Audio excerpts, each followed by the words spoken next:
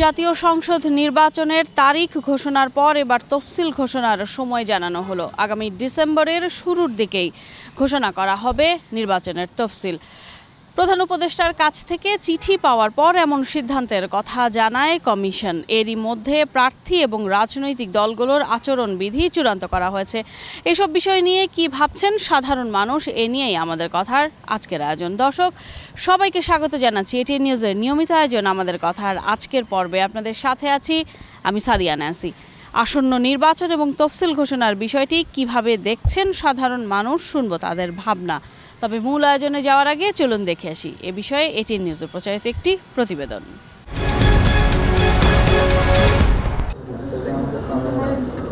বৃহস্পতিবার নির্বাচন ভবনে ছিল বর্তমান কমিশনের নবম সভা। প্রধান নির্বাচন কমিশনার এম নাসির উদ্দিনের সভাপতিত্বে এ সভায় সংসদ নির্বাচনে রাজনৈতিক দল ও প্রার্থীর আচরণবিধি এবং আরপিও সংশোধন সহ বিভিন্ন বিষয়ে আলোচনা হয়। পরে নির্বাচন কমিশনার আবুল ফজল মোহাম্মদ সানাউল্লাহ জানান, প্রধান উপদেষ্টার দপ্তর থেকে পাঠানো চিঠি নিয়ে সভায় আলোচনা হয়নি।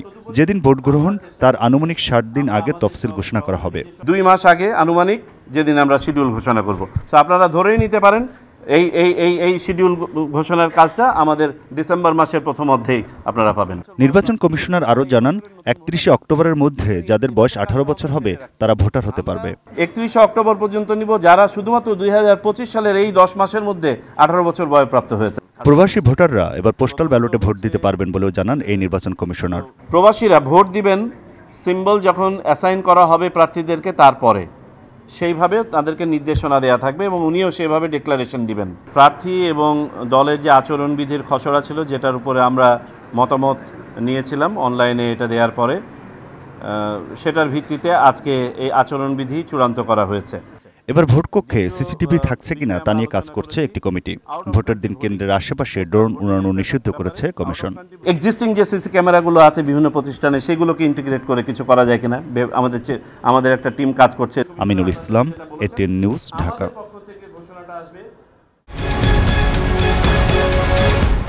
এতক্ষণ দেখছিলেন আমাদের কথার আজকের বিষয় নিয়ে এটিএন নিউজে প্রচারিত প্রতিবেদনটি। চলুন এবার চলে যাই মূল আয়োজনে, দেখে আসি আসন্ন জাতীয় নির্বাচন এবং তফসিল ঘোষণা নিয়ে কি বলছেন সাধারণ মানুষ।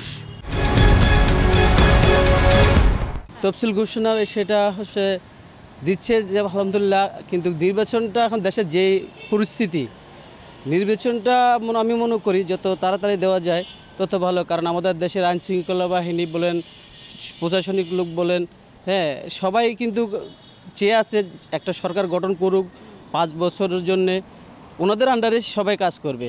কিন্তু এখন দেখা যাচ্ছে নির্বাচনটা যতদিন পিছিয়ে যাবে, দেশের যেসব আপনার অরাজকতা চলতেছে, দুর্নীতি, চাঁদাবাজি, যে কোনো একটা সরকার না বসা পর্যন্ত এগুলো আসলে চলতেই থাকবে। তফসিলের তারিখে পিছালেই আরও বেশি সমস্যা, না পিছানোই ভালো। পিছালে যত পিছাবো ততই সমস্যা। এই খালি অরাজকতা, ওই যে অমুক মিটিং, অমুক জায়গা মিটিং, অমুক জায়গা মিটিং, আমাদের চলাচল করার সমস্যা হচ্ছে। আমরা তো ছোটোখাটো ব্যবসা বাণিজ্য করে খাই, আমাদের কাস্টমার আসতে পারে না। এই রাস্তা যা, আমর রাস্তা যা, আমর রাস্তা যাম, সারা সিটি এই শাহবাগ মোড়ে একটু জাম বাঁধলে সারা ঢাকা সিটি জাম বেঁধে যায়। আর নির্বাচন হলে একটা সুন্দর একটা দল আসলে, যে কোনো দল আসলে মোটামুটি একটু শান্ত হওয়ার সম্ভাবনা আছে। যেহেতু আমরা আন্দোলনটা করেছিলাম দেশকে সংস্কার করার জন্য, বিভিন্ন দুর্নীতি দমন করার জন্য, তো আমাদের এই সংস্কার করার জন্য এখন যারা দায়িত্বে আছে, আমি মনে করি যে তারা অনেক যোগ্যতা সম্পন্ন ব্যক্তিত্ব। তাদের মাধ্যমে যদি দেশ আরেকটু সংস্কার হয়, তারপরে যদি নির্বাচনটা হয়, তাহলে আমার মতে ভালো হয়। ফেব্রুয়ারি মাসের ভিতরে একটা ভোট হওয়ার একটা প্রাথমিক যে তারিখ ঘোষণা করেছেন, যদি ওর ভিতরে ভোট হয়ে যায় এবং একটা ভালো সুষ্ঠুভাবে ভোট হওয়ার পরে একটা দলীয় সরকার বা যে সরকারি আসুক, সেই সরকার দেশ পরিচালনা করুক এবং দেশের সার্বিক অবস্থা ভালো হোক, এটাই প্রত্যাশা করি। আমাদের কথা অনুষ্ঠানে খুলনা থেকে স্বাগত জানাচ্ছি আমি মোহাম্মদ ওসিম। ডিসেম্বরের শুরুতেই জাতীয় নির্বাচনী তফসিল, এর মধ্যে চূড়ান্ত হয়েছে আচরণবিধি। এ বিষয়ে কি ভাবছে খুলনার সাধারণ মানুষ, চলুন জেনে আসি। 16টি বছরের মতো বাংলাদেশে কোনো নির্বাচনই হয়নি, হয়েছে রাতের নির্বাচন, দামি নির্বাচন। মানে জনগণকে ধোঁকা দিয়ে দীর্ঘদিন ক্ষমতায় থাকার একটা অপপ্রয়াস, তৎপরতা বাংলাদেশে 16 বছর এই দেশের মানুষ লক্ষ্য করেছে। কিন্তু এখন এই যে তফসিল ঘোষণা হবে, এটাতে বাংলাদেশের আমি মনে করি সমস্ত মানুষই উৎফুল্ল কারণ বাংলাদেশের মানুষ ভোটমুখী। অন্তর্বর্তী সরকারের যে নির্বাচনের ঘোষণা দিচ্ছে, নির্বাচন অবাধ, নিরপেক্ষ, সুস্থ নির্বাচন হোক এবং আমরা খুলনাবাসী চাই যে আমরা নিরপেক্ষভাবে যেন সবাই বসবাস করতে পারি। এখন দেশের যে আইনশৃঙ্খলা অনেক খারাপ, অতএব এই জন্য আমরা চাই যে নির্বাচন অতি শীঘ্রই নির্বাচন হোক।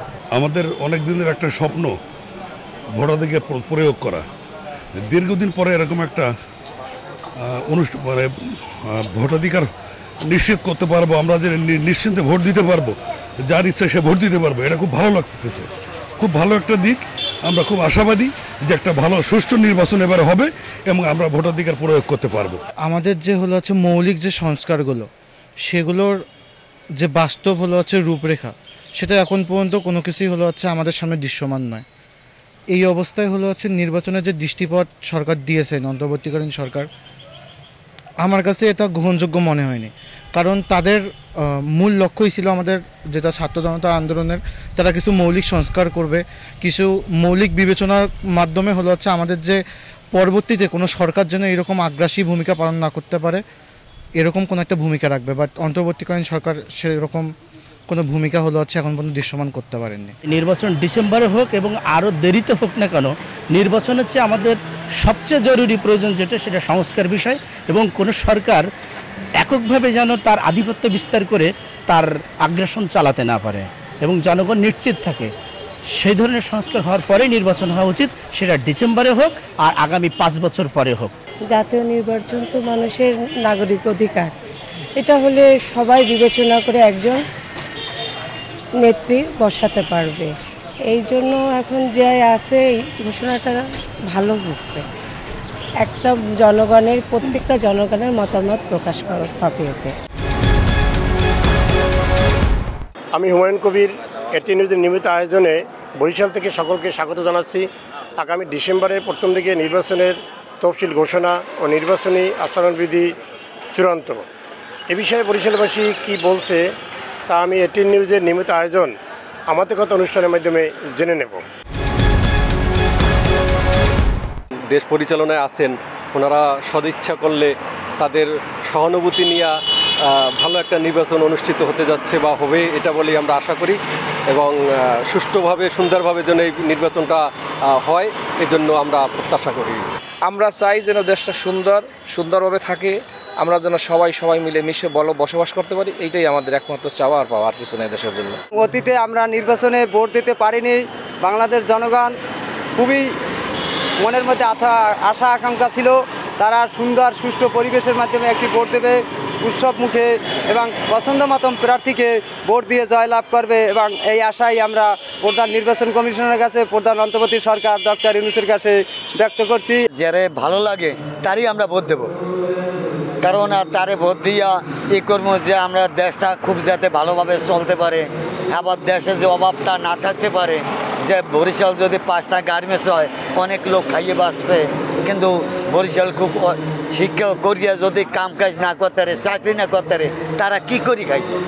অবাধ এবং সুন্দর পরিবেশে এবং নিরপেক্ষ একটা সুন্দর পরিবেশে নির্বাচন চাই, যাতে ভোটটা, আমার ভোটটা আমি দিতে পারি, আপনার ভোটটা আপনি দিতে পারেন, আর কিছুই চাই না।